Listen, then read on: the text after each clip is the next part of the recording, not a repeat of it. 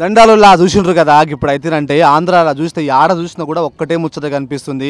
10 మంది పోరగాళ్ళు కలిసినా కూడా ఒకటే ముచ్చట మాట్లాడతారు, ఇద్దరు కలిసినా ఒకటే ముచ్చట ఉన్నారు. ఆడ సాయదానికి పోదామన్నా కూడా వాడకట్టల మీద కూర్చున్న ఆడోళ్ళు కూడా చెప్పుకుంటున్నారు. ఏం చెప్పుకుంటుండ్రు? ఆడ అయిపోయిన ఎలక్షన్లు గేడు వచ్చినాయి కదా, అదే ఓట్ల పండుగ. ఆంధ్రాలో ఆడ చూసినా ఓట్ల పండుగ అవుతుందంట. మరి ఓట్ల పండుగలో కూర్చున్న వాళ్ళకి అయితేనంటే ఎమ్మెల్యే ఎవరైతారని ఆశ లేదు కానీ సీఎం అవుతారు. ఇంకా పెద్ద కూర్చుని కదా సారు, ఇంకా పెద్ద సార్ ఎవరు అనే దాని మీద మస్తు అనుకుంటుండ్రు. మరి నేను ఇట్లా గొర్రెని ఇంటికి తోలినాక జర సాయదామని రోడ్డు మీదకి వచ్చినా వస్తే ఈ పిల్లలు కనిపించరు. ఈ పోరగాళ్ళు అందరూ మాట్లాడుకుంటుంటారంటే అరే ఏదో బాగుందిరా భయ్య అని షోలో పడే నాకు ఆ మాట మీకు చూపిద్దాము అని మిగతా తోలుకొని వచ్చిన. వీళ్ళందరూ మనకు సూదులు ఇస్తారు కదా డాక్టర్లు, గాళ్ళకు మందులు గీళ్ళే ఇస్తారంట. మరి వీళ్ళందరూ మాట్లాడే మాటలు ఎట్లుంటాయో నాకైతే దొరకలేదు కానీ ఒకసారి వాళ్ళని అడిగి తెలుసుకుందాము. జరగి నాకు చెప్దాం. భయ్య మీ పేరేందన్నా? నా పేరు అజీజ్. అజీజ్ అన్న, ఇప్పుడు మీ దానా ఎలక్షన్లు వచ్చినాయి కదనే, ఇప్పుడు మరి సీఎం ఎవరైతారు అనుకుంటున్నారు? సీఎం జగన్ అనుకుంటున్నాను. జగన్ అనుకుంటున్నారు, ఎందుకన్నా?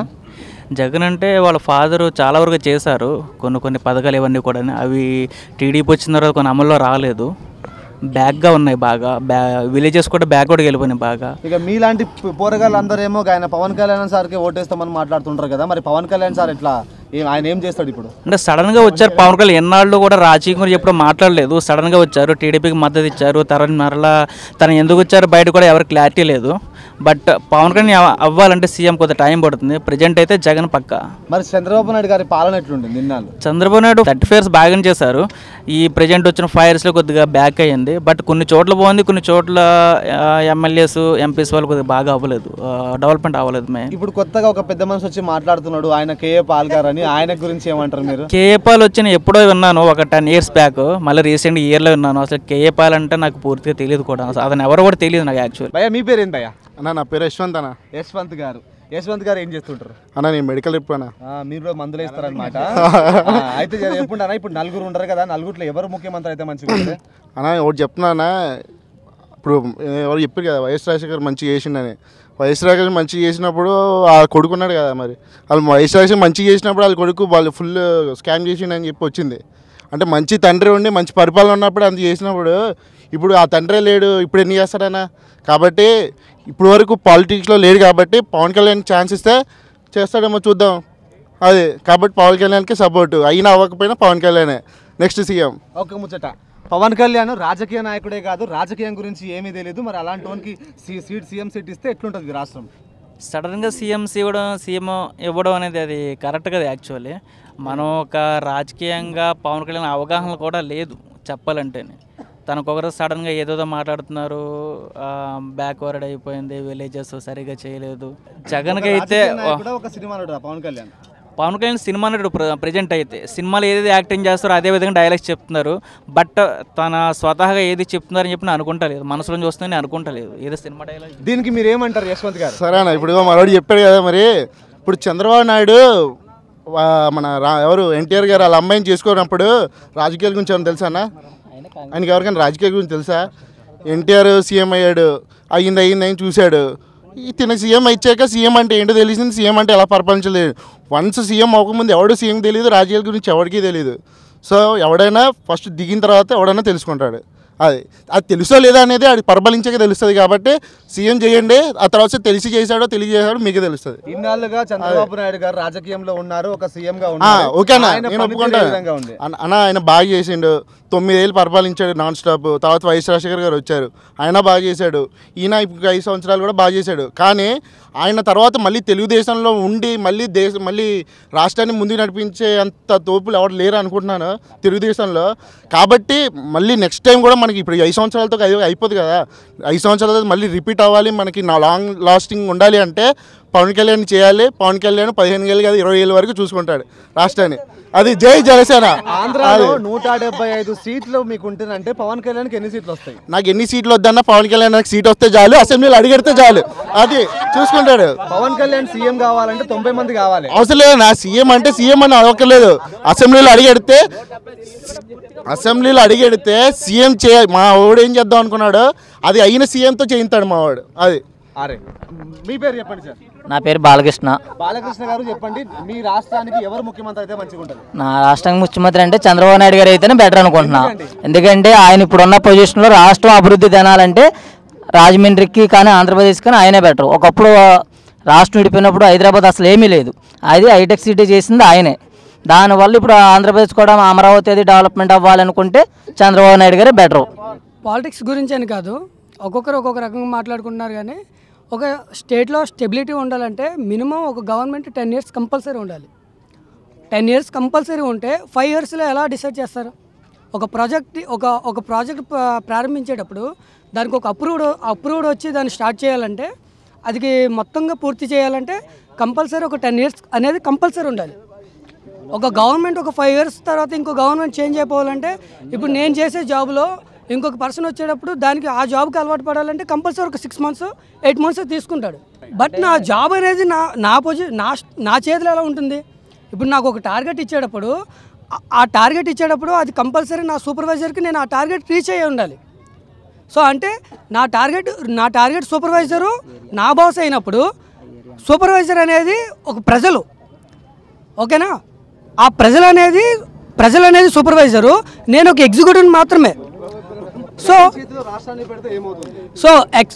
నేను ఒకటి చెప్తున్నాను, ఎక్స్పీరియన్స్ లేని క్యాండిడేట్ని మనం ఎన్నుకోవడం అనేది కరెక్ట్ కాదు. అండ్ 5 yearsలో ఒక పర్సన్ని మనం డిసైడ్ చేయడం అనేది అస్సలు కరెక్ట్ కాదు. పవన్ కళ్యాణ్ ఒక రాజకీయ నాయకుడు, ఒక సినిమా నటుడు.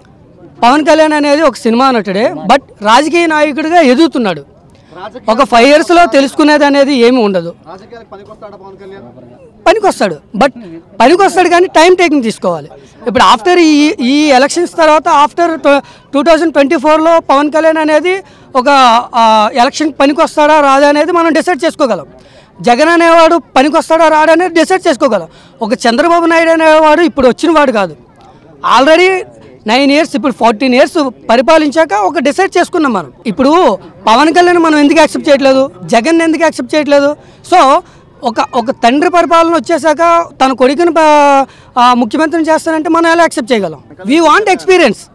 ఇప్పుడు ఎవరిని ఎన్నుకోవాలనుకున్నా మన ఎక్స్పీరియన్స్ని బట్టి ఎన్నుకుంటున్నాం, అంతేగాని ఒక పర్సన్ బట్టో లేదంటే వాళ్ళకున్న స్తోమతను బట్టి మనం ఎన్నుకోవట్లేదు. వాడుకున్న ఎక్స్పీరియన్స్ ఏంటి? ఇప్పుడు దగ్గరగా ఒక 6 కోట్ల మందిని వాడి చేతిలో పెడుతున్నాం. ఒక 6 crores members వాడి జీవితాలని వాళ్ళ చేతిలో పెడుతున్నాం. కేఏ పాల్ అనేది అది మనం యాక్సెప్ట్ చేయలేం. ఎందుకు యాక్సెప్ట్ చేయలేము అంటే సేమ్ రీజన్. అండ్ ఇంకోటి అవును ఉంది, అలా ఉందనేసి మనం దాని ఎక్స్పీరియన్స్ని బట్టి మనం తీసుకోలేముగా. ఇప్పుడు ఆయనకు ఒక క్లారిటీ ఉండాలి. సో ఫస్ట్ ఆఫ్ ఆల్ ఆయనకు ఒక క్లారిటీ ఉండాలి. మనం ఏదో చేస్తున్నాం కదా అనేసి మనం అడుగు పెడితే అయిపోతుంది అనేది కాదు.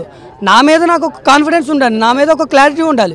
సో నా మీద నాకు క్లారిటీ ఉండాలంటే నేను మిమ్మల్ని ఇంప్రెస్ చేయాలంటే నా దగ్గర మ్యాటర్ ఉండాలి. చంద్రబాబు నాయుడు అడ్మినిస్ట్రేటివ్లో ఆయనకు ఉన్నట్టుగా ఇంకెవరికి లేదు. ఇప్పుడున్న ప్రజెంట్ సిచ్యువేషన్లో అడ్మినిస్ట్రేషన్కి వచ్చేటోడికి ఆయనకు ఉన్నట్టుగా ఇంకోళ్ళకి ఎవరికి లేదు అంత ఛాన్స్. నా వరకు అయితే కనుక జగన్కి కూడా అంత హోప్ లేదనేసి నేను అనుకుంటున్నా. వన్ ఆఫ్ ద రీజన్ ఏంటంటే ఆయన తిరగలేదని నేను అంటలేదు. బట్ ఏంటంటే ఇప్పుడు ప్రజెంట్ సెపరేట్ 2 states కింద సెపరేట్ అయిపోయాక ఫస్ట్ హాఫ్ ఇప్పుడు అడ్మినిస్ట్రేషన్లో మనకు ఎవరైతే కీ పాయింట్ ఉంటారో వాళ్ళే కావాలి. జరుగుతున్నదాన్ని అడ్మినిస్ట్రేషన్ కరెక్ట్గా వెళ్ళాలంటే కనుక ఇంకో 5 years కరెక్ట్గా చంద్రబాబు నాయుడు కావాలి. ఈ లోపల జగన్ కూడా ఏంటి అంటే మోస్ట్ ఆఫ్ అస్ ఆయన అడ్మినిస్ట్రేషన్ గురించి కూడా ఈ లోపల తెలుస్తుంది తనకి. వైఎస్ఆర్సీపీ ఫ్యాన్ గుర్తుకే మన ఓటు. జగన్ చాలా కష్టపడుతున్నాడు, వాళ్ళ ఫాదర్కి ఉన్న లక్షణాలన్నీ ఆయనకు ఉన్నాయి. ఖచ్చితంగా అతను రాష్ట్రానికి మంచి చేస్తాడు. 5 ఏళ్ళు మంచి అడ్మినిస్ట్రేటర్ అని చెప్పి అధికారం ఇచ్చిన చంద్రబాబు నాయుడు 5 ఏళ్ళు ఎంత దారుణంగా ఇచ్చేసాడో అందరికీ తెలుసు. వాళ్ళ టీంలో ఉన్న వాళ్ళందరూ చెప్పి అధికారులను కొట్టడం, ఎంఆర్ఓల్ని ఎండిఓల్ని కొట్టడం ఇలాంటివన్నీ ఉన్నాయి. అది కూడా కాకపోయినా కూడా ఒక అవకాశం ఇవ్వాలి కదా. ఇప్పుడు ఆయన చెప్పారు ఉద్యోగం చేస్తున్నాను నా బాసు సుపీరియర్ అని. ఆయనకు ఉద్యోగం ఇవ్వకపోతే ఎక్స్పీరియన్స్ ఎక్కడి నుంచి వస్తుంది? ఎక్స్పీరియన్స్ గురించి మాట్లాడుతున్నారు. ఇప్పుడు ఎవరైనా ఒక అవకాశం ఇవ్వాలి, నీకు ఎక్స్పీరియన్స్ కావాలంటే ఉద్యోగం ఇవ్వాలి. ఎవడో ఒకటి ఉద్యోగం ఇవ్వకుండా ప్రతి ఒక్కడు అప్లికేషన్లో ఎక్స్పీరియన్స్ కాలం పెడితే ఎవడు ఉద్యోగం ఇవ్వకపోతే ఎక్స్పీరియన్స్ ఎక్కడి నుంచి వస్తుంది? ఇప్పుడు ఎవరైనా పోటీ చేయడానికి ఎవరైనా అర్హులే, కానీ 170 సీట్లలో పోటీ చేయనోడికి సీఎం అర్హత ఎక్కడి నుంచి వస్తుంది? రానున్న ఫస్ట్ ఎలక్షన్స్లోనే అందరితోటి పొత్తులు పెట్టుకుని బీఎస్పీ అని లేదా సిపిఐ అని సిపిఎం అని మొత్తం అందరితోటి పొత్తులు పెట్టుకుని కనీసం 170 సీట్లలో సింగిల్గా పోటీ చేయలేని వ్యక్తికి సీఎం అర్హత ఉందా? ఫస్ట్ 170 సీట్లలో పోటీ చేస్తే అప్పుడు సీఎం అవ్వచ్చు. అంటే సీఎం అవడానికి ఎవరైనా అర్హతే, కాకపోతే జనాల్లో పోటీ చేసి నెగ్గాలి. నెగ్గిన తర్వాత ఎవరైనా సీఎం అవ్వచ్చు. సీఎం అవడానికి ఎటువంటి అడ్డంకులు లేవు. కాకపోతే ఫస్ట్ ఆఫ్ ఆల్ ఇనీషియల్గా జగన్ చేసుకున్న 9 ఇయర్స్ నుంచి గ్రౌండ్ వర్క్ చేసుకున్నాడు. 2 రోజుల క్రితం వచ్చి 2 నెలల క్రితం వచ్చి సీఎం అయిపోతానంటే ఎక్కడ అవుతుందండి? ఫస్ట్ 170 సీట్లో పోటీ చేయాలి. పోటీ చేసిన తర్వాత ఖచ్చితంగా పవన్ కళ్యాణ్ మేము అభిమానమే. పవన్ కళ్యాణ్ రాజకీయం వేరు, సినిమా వేరు. అందుకని పవన్ కళ్యాణ్ కూడా అర్హత ఉంది, కాకపోతే పోటీ చేయాలి. సినిమా నటుడే, రాజకీయాల్లో సినిమా నటుడు. ఎందుకంటే జగన్ గత 2 ఎలక్షన్స్ని కూడా సింగిల్గా పోటీ చేశాడు. చంద్రబాబు నాయుడు 40 సంవత్సరాల అనుభవం ఉన్నా కూడా ఏ ఎలక్షన్లో కూడా ఎవరితోనూ పొత్తు లేకుండా ఇండివిజువల్గా పోటీ చేయలేదు. జగన్ తండ్రికి సొంతంగా సొంత తండ్రి ఆస్తి ఒక కొడుకులకు వస్తుంది. అలాగని మామగారికి ఇచ్చేసి వచ్చి ఆయన చంద్రబాబు నాయుడు తీసుకున్నప్పుడు సొంత తండ్రి వారసత్వం కొడుకు తీసుకోవడంలో తప్పులేదుగా. తండ్రి సంపాదించిన ఆస్తులు అయితే కనుక ఆయన ఈ 9 సంవత్సరాలు 3680 కిలోమీటర్ల పాదయాత్ర చేయక్కర్లా. తండ్రి సంపాదించిన ఆస్తి అంటే ఓన్లీ నేను రాజశేఖర రెడ్డి కొడుకు నాకు ఓటేని ఆయన అడగచ్చు, కానీ నేను అడగలేదుగా. 9 ఏళ్ళు జనాల్లో ఉన్నాడు. ఈయన 3680 కిలోమీటర్ల పాదయాత్ర చేశాడు. నేను అది ఇచ్చేస్తానని చెప్తున్నాడు, కానీ నేను తండ్రి వారసత్వం నాకు ఓటేని అని ఏనాడు కూర్చుని అడగలేదు ఆయన. పవన్ కళ్యాణ్కి ఇస్తే సినిమా అయిపోద్ది. చంద్రబాబు గారిని ఊహించుకోవడానికే చాలా భయంకరంగా ఉందండి. ఏం చెప్పాలో కూడా అర్థం అవ్వట్లేదు. ఎందుకంటే ఆయన జయంతికి వర్ధంతి మాట్లాడడం అంటే ముందు సరిగ్గా మాటలు నేర్చుకుంటే తర్వాత ఏదైనా చేయొచ్చు. అంటే ఆయన ఎవరి కొడుకులైనా కొడుకులే, ఎవరి కొడుకులు వాళ్ళకి ముద్దు ఉంటుంది, పర్వాలేదు. అది కాదు కానీ ఆయన ఇంకా ఎక్స్పీరియన్స్ రావాలి. నందమూరి బాలకృష్ణ గారిని సీఎం అవరండి, ఏ నాటికి అవరు. బాలకృష్ణ గారు ఏనాడు ముఖ్యమంత్రి అవ్వలేరు. ఎందుకంటే చంద్రబాబు నాయుడు ఉండగా వెనకాలనే ఎవరిని ముఖ్యమంత్రి అవ్వనివ్వరు. ఆయన చంద్రబాబు నాయుడు గారు బాలకృష్ణ ముఖ్యమంత్రి నందమూరి ఫ్యామిలీ అవ్వాలంటే ఆయన 1999లోనే అవ్వాల్సింది. ఎందుకంటే ఈయన చంద్రబాబు నాయుడు గారు ఉండగా ఇంకా వేరే ఎవరు ముఖ్యమంత్రి ఎవరు, చంద్రబాబు నాయుడు గారే అవుతారు. 9 సంవత్సరాల నుంచి జనంలో ఉన్నాడు. లాస్ట్ ఎలక్షన్లో ఎక్స్పీరియన్స్ లేదు అని చెప్పి జగన్ని కొంతమంది రిజెక్ట్ చేయడం జరిగింది. కాకపోతే ఒక ప్రతిపక్ష నాయకుడిగా 4 సంవత్సరాలు జనంలో ఉన్న వ్యక్తికి అంతకంటే గొప్ప ఎక్స్పీరియన్స్ ఏమొస్తుందో నాకైతే అర్థం కావట్లేదు. ఒక మెడికల్ రిప్రజెంటేటివ్గా రోజుకి 100 నుంచి 150 కిలోమీటర్లు మేము ట్రావెల్ చేస్తూ ఉంటాం రోడ్ల మీద. ఇప్పుడు టీడీపీకి ఎవరైతే సపోర్ట్ చేస్తున్నారో, అభివృద్ధి అంటున్నారో, లేకపోతే అనుభవం అంటున్నారో, ఆ టీడీపీ నాయకులు సోదరు సీఎం గారు, పంచాయతీరాజ్ శాఖ మంత్రి అయిన లోకేష్ గారు వేయించిన రోడ్ల మీద మేము తిరగలేకపోతున్నాం.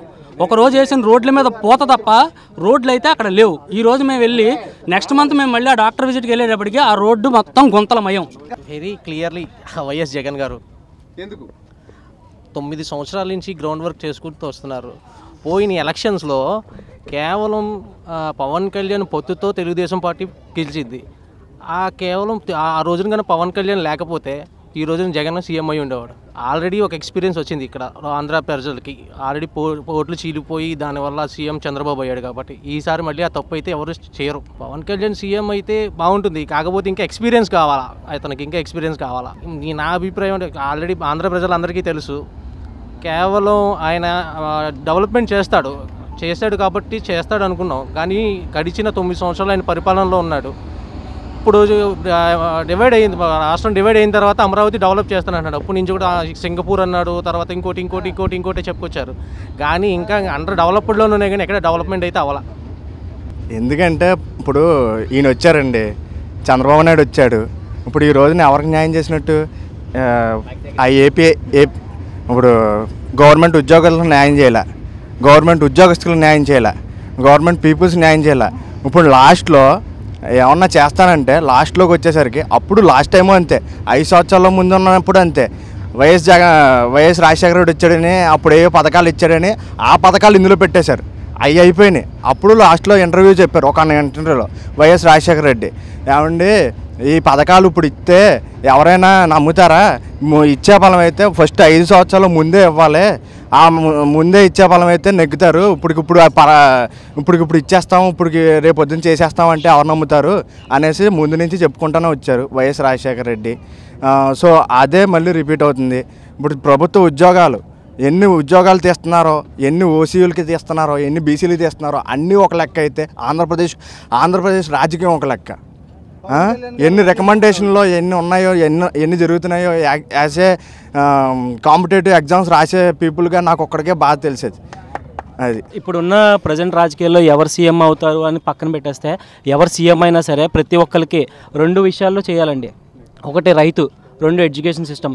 ఈ రెండు సిస్టమ్స్ బాగు చేస్తే ఫ్యూచర్ డెఫినెట్గా బాగుంటుంది. ఇక చూసిండ్రు కదా వీళ్ళందరూ ముచ్చట్లు ఏంటినంటే నాకైతేనంటే ఏం అర్థం కాలే. నేను నా గొర్రెలు కాసుకున్నదే ముచ్చట మంచిగా ఉందిరా అబ్బాయి, నేను ఎప్పుడు రాజకీయంలోకి రాలేదు, గదే మంచిగా అనిపించింది నాకు. ఎందుకంటే ఒకరు చూస్తేనేమో ఏదో ఈ ఆస్తులు అడిగినట్టు మాట్లాడుతున్నారు బై, గాయన గెలుస్తాడా గీన గెలుస్తాడా అంటే వీళ్ళకే ఇట్లా ఉందంటేనంటే మరి గాడ మీన కూర్చున్న సారోళ్ళు ఎంతగానో ప్రోత్సహిస్తుంటారో నాకైతే అర్థం కాలే. ఇక నేను ఇక్కడ ఎక్కువసేపు ఉండకూడదు, మళ్ళీ నా గొర్రెలకు దానా పెట్టే టైం అయింది. ఆవిడకి ఏమైనా దానా పెడితే కానీ పండుకోవు, నేను పోయి వస్తా. మీరైతే చూస్తూనే ఉండరా, ఈ టీవీ ఉంది కదా, ఈ 66 టీవీనే చూసుకుంటూ కూర్చోండి. నేను మళ్ళీ వస్తా, మళ్ళీ ఒకరిని తోలుకొని వస్తా, పోయి వస్తా పైలం మరి.